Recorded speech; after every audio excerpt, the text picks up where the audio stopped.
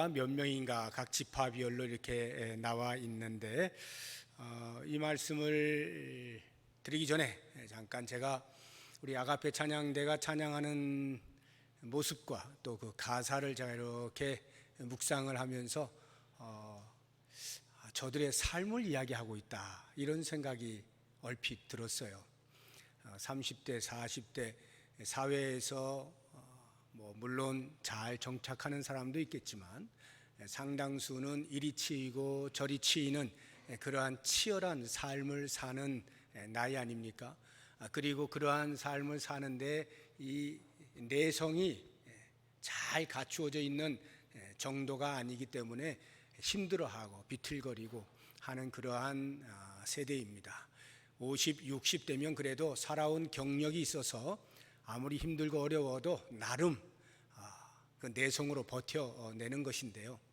30, 40대는 정말 사회에서 정착하려고 몸부림을 치다가 뜻대로 안 되고 하면 힘들고 눈물 나고 괴로워하고 이런 일들이 수도 없이 이제 반복이 되는 그러한 시기라는 생각이 드는데 오늘 찬양의 가사를 제가 이렇게 묵상을 하면서 그럴지라도 흔들리지 말고 염려하지 말고 오직 주님을 바라본다 하는 이러한 고백, 우리의 산성이 되시고 요새가 되시고 소망이 되시고 피난처가 되시는 주님만 바라본다. 저는 그것이 여러분들의 진실한 고백이길 원하고 믿음의 표현이기를 원하고 그렇게 살아낼 때 비록 사회에서는 크게 눈에 띄는 그런 성공적인 삶이 아닐지 몰라도 적어도 하나님의 눈에서는 얼마나 귀하게 여기실까 하는 이런 생각을 해봅니다. 믿음으로 굳건하게 잘 서나가시기를 부탁을 드립니다.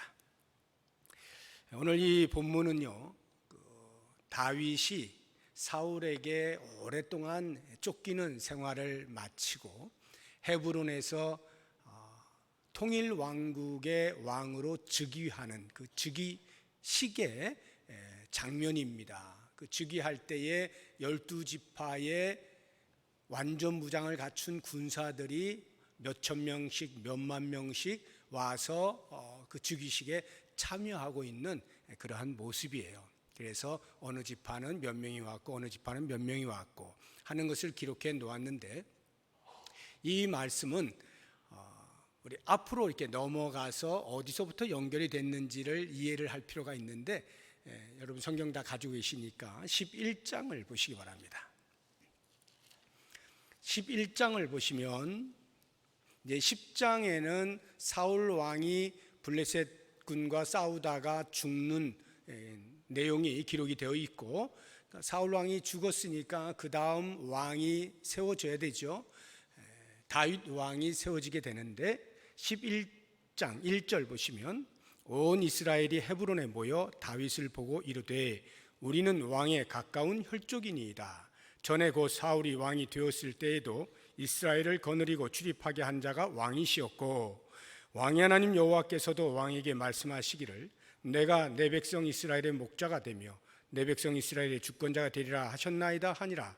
이에 이스라엘의 모든 장로가 헤브론에 있는 왕에게로 나아가니 헤브론에서 다윗이 그들과 여호와 앞에 언약을 맺음에 그들이 다윗에게 기름을 부어 이스라엘의 왕으로 삼으니 여호와께서 사무엘을 통하여 전하신 말씀대로 되었더라.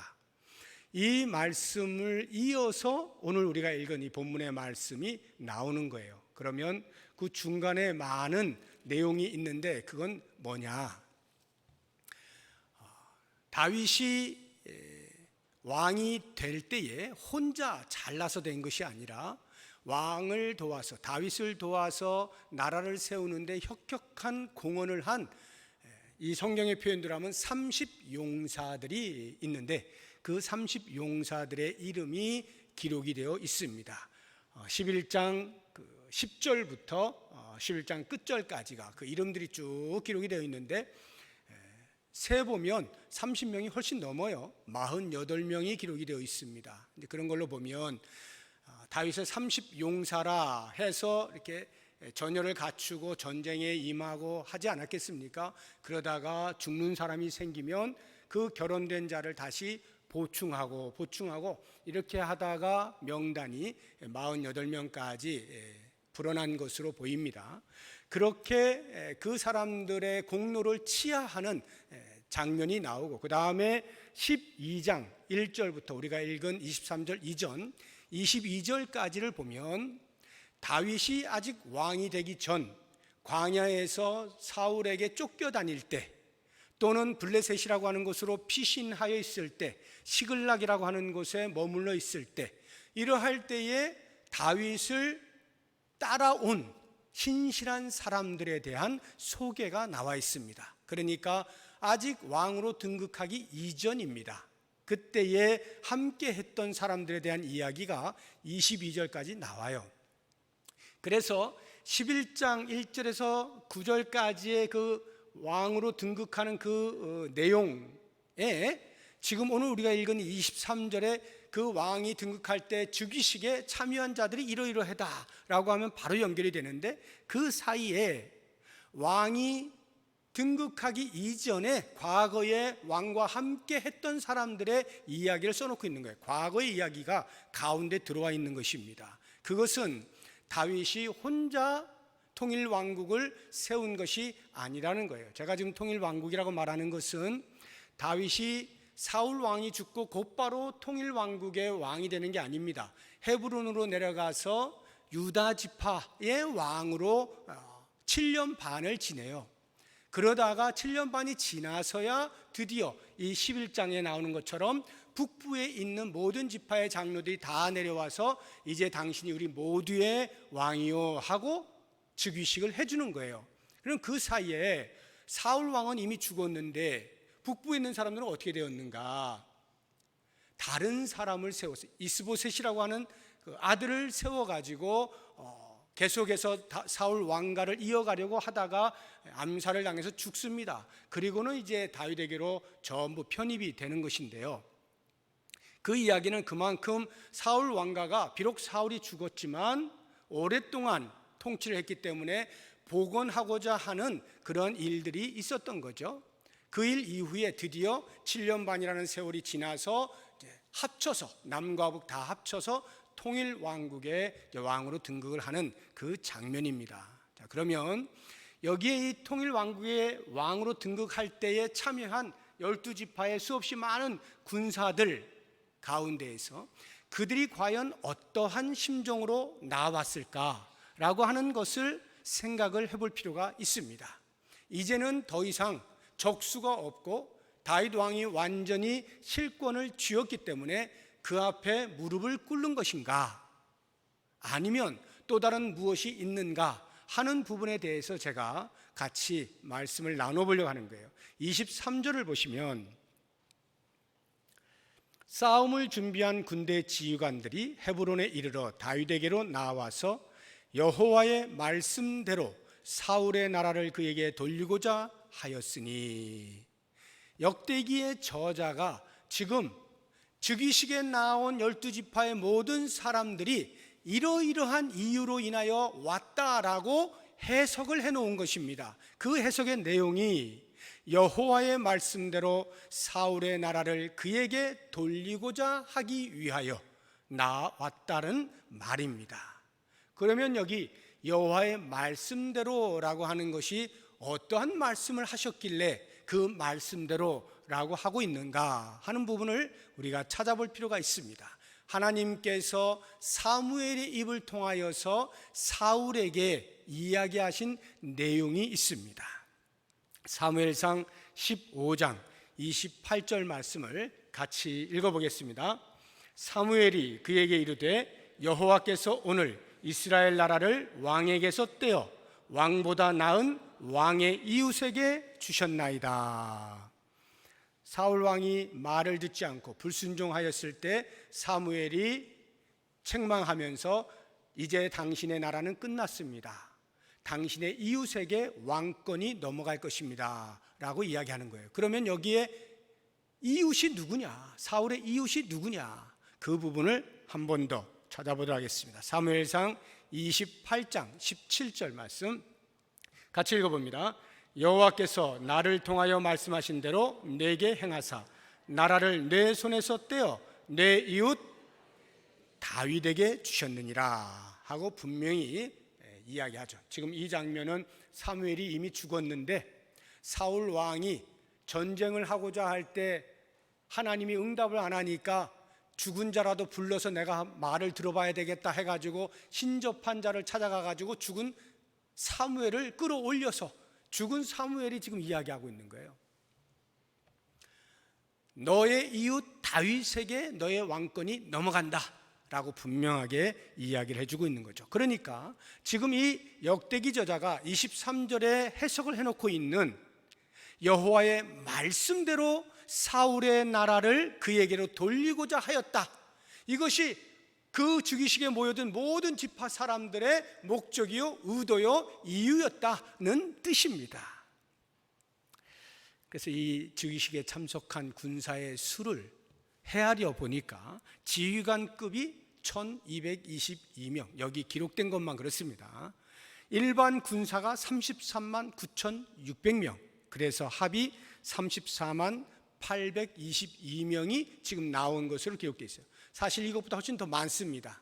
여기에는 줄여놓은 것도 있고 생략한 것도 있기 때문에 이보다 더 많은데, 아무튼 많은 숫자가 다윗의 등극을 축하하고 함께 모였어요. 그런데 그냥 모인 게 아니라 완전 무장을 한 거예요.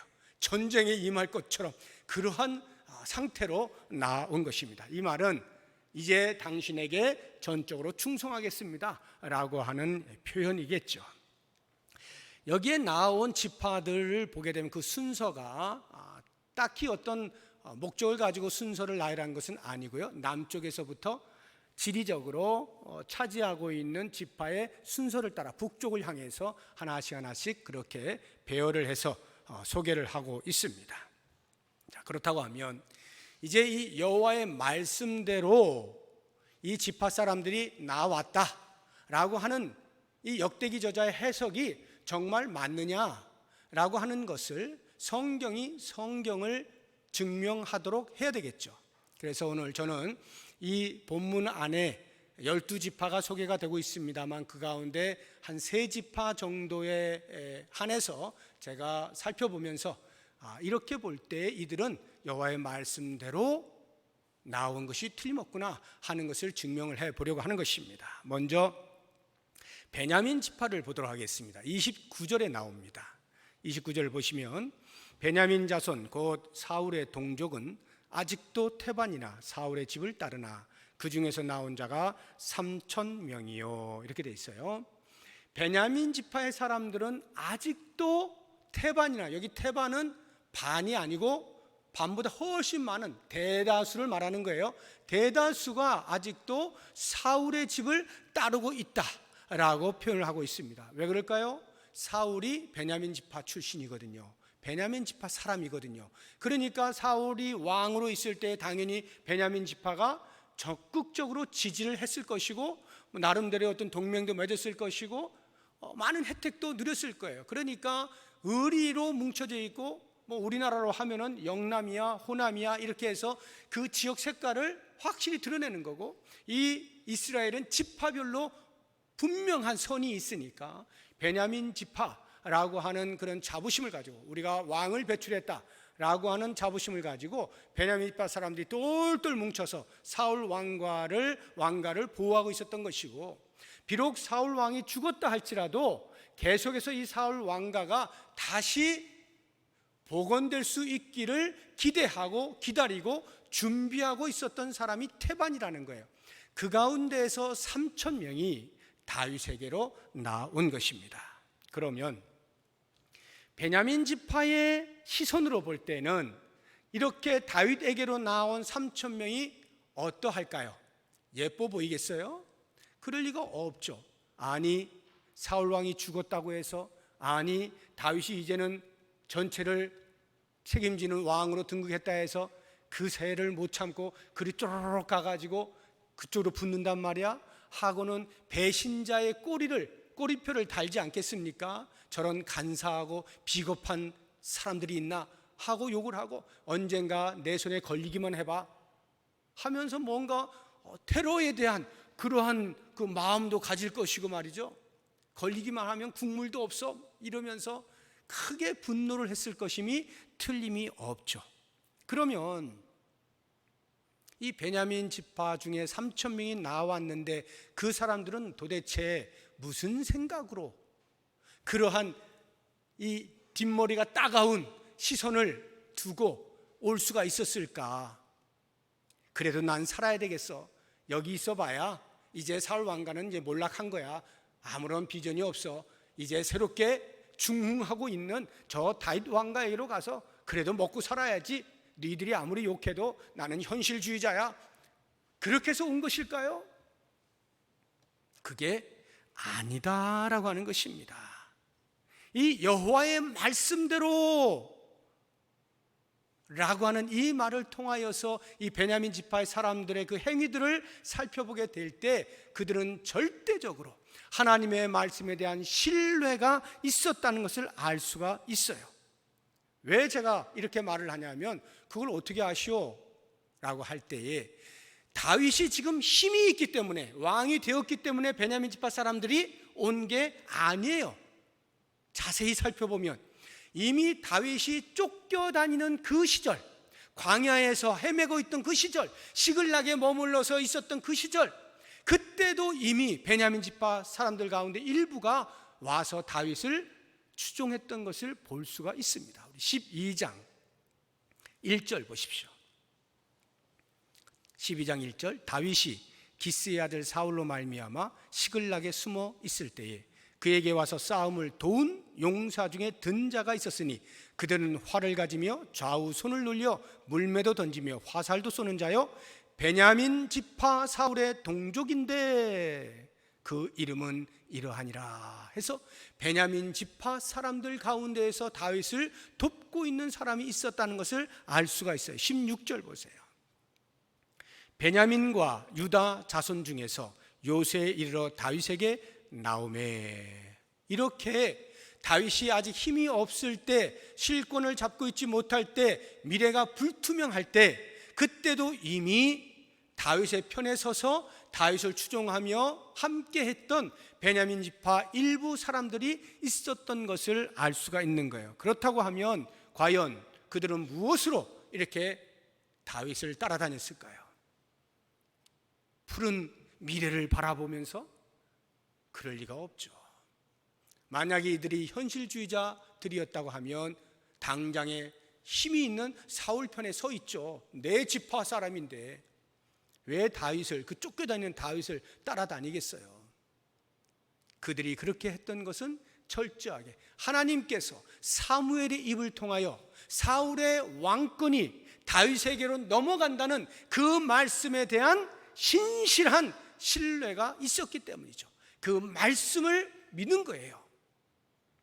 그러니까 다윗이 어떠한 형편에 있든지 다윗 편에 서 있는 거죠. 이 말은 곧 하나님이 선택한 사람, 하나님에 의해 선택된 사람, 그 사람 편에 서 있다는 말은 곧 하나님 편에 서 있는 것이다 라는 뜻이에요. 베냐민 지파 3천 명은 하나님의 편에 서 있는 거예요. 여기에 혈연과 학연과 지연과 온갖 의리 등등등등 할 수 있는, 동원되어져서 한 패거리를 만들고자 하는 그 모든 울타리를 다 깨부수고 하나님 편에 서 있는 사람들이었죠. 얼마나 멋있습니까?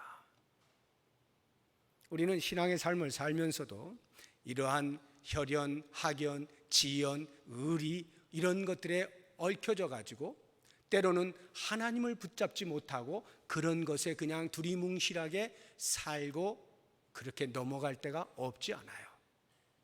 그러나 적어도 성도 된 자라고 한다면 우리는 언제 어디서나 어떠한 경우에도 하나님 편에 서는 거예요. 하나님 편에 서는 거예요.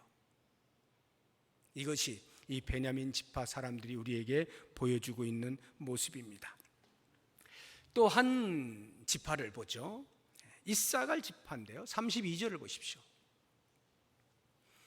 이사갈 자손 중에서 시세를 알고 이스라엘이 마땅히 행할 것을 아는 우두머리가 200명이니 이사갈 자손 중에서 시세를 아는 사람들이 있었습니다.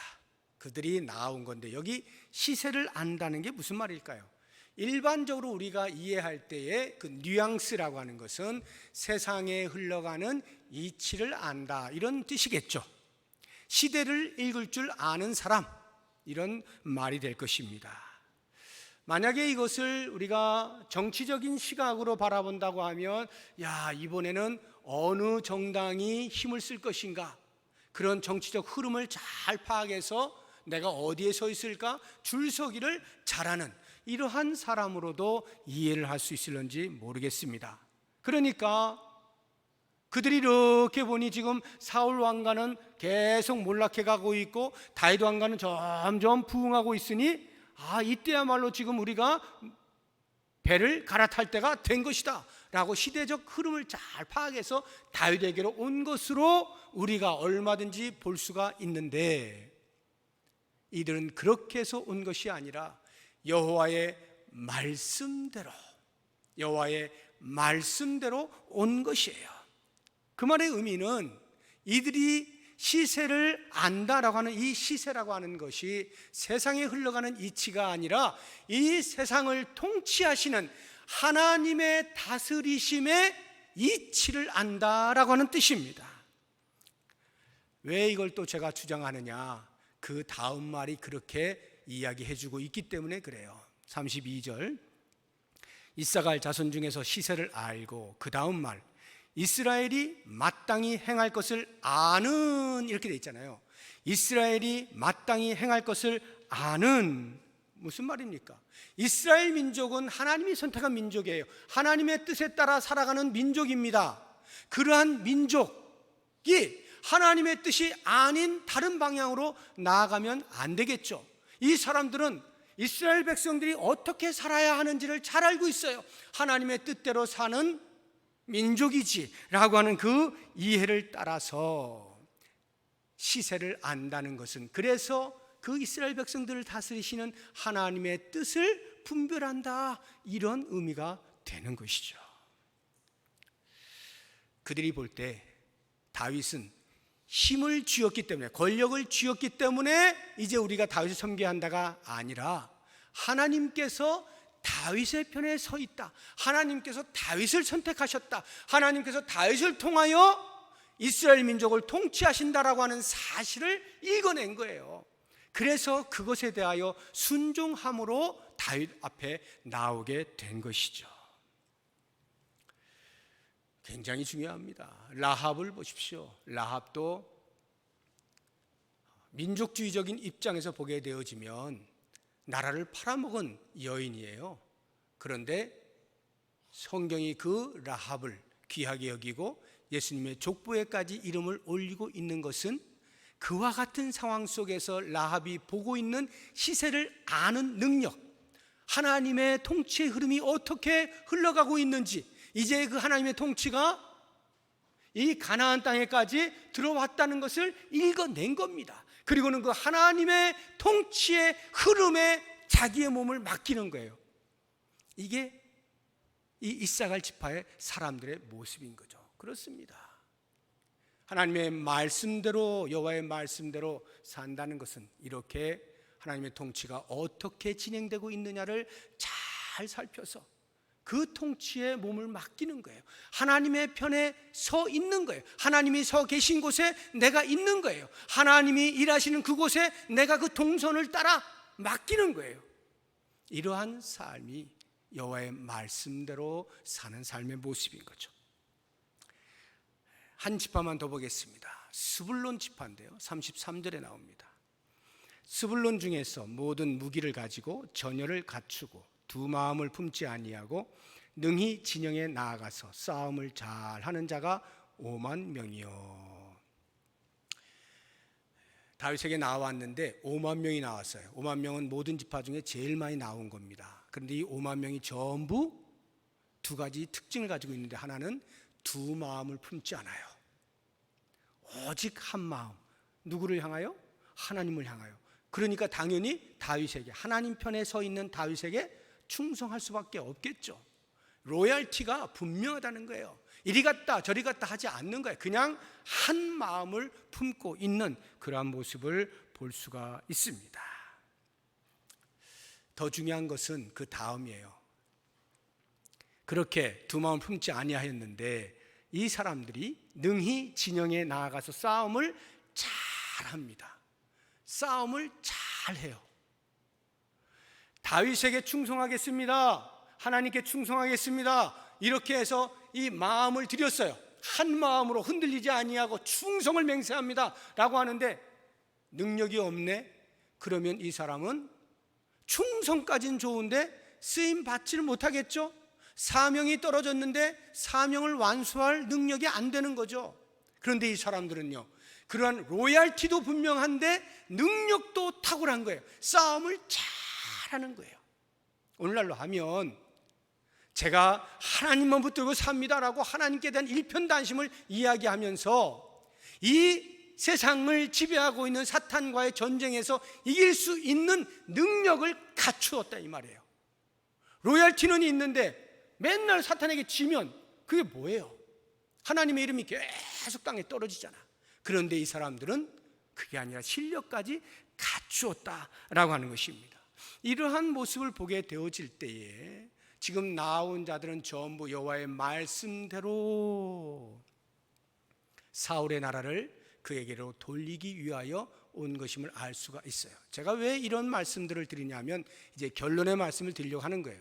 제가 이러한 사람들의 모습을 보면서 깨닫게 되어지는 것이 제자도가 이와 같겠다 하는 것입니다. 그리스도의 제자된 우리들이 제자의 길을 걸을 때 이렇게 사는 것이로구나 하는 생각이 드는 거예요.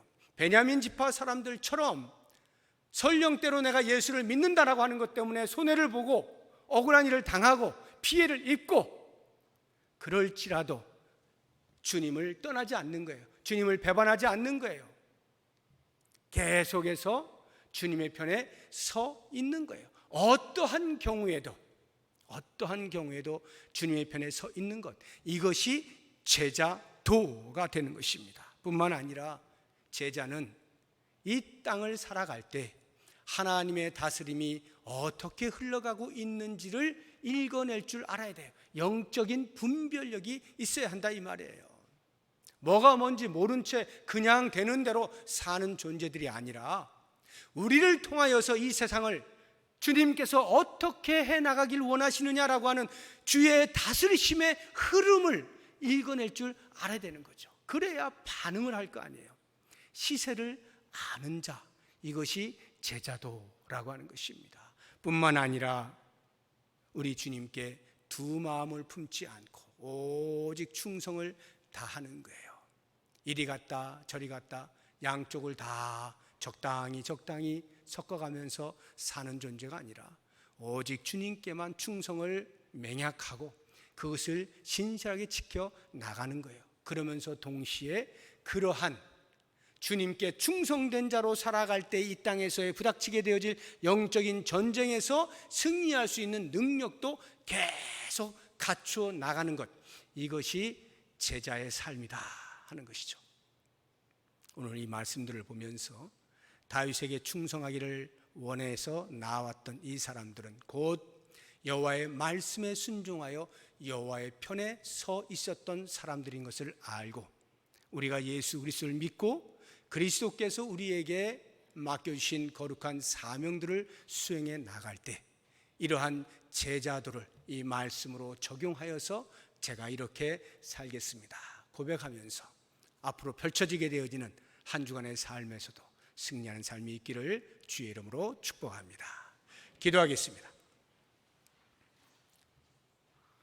하나님 아버지,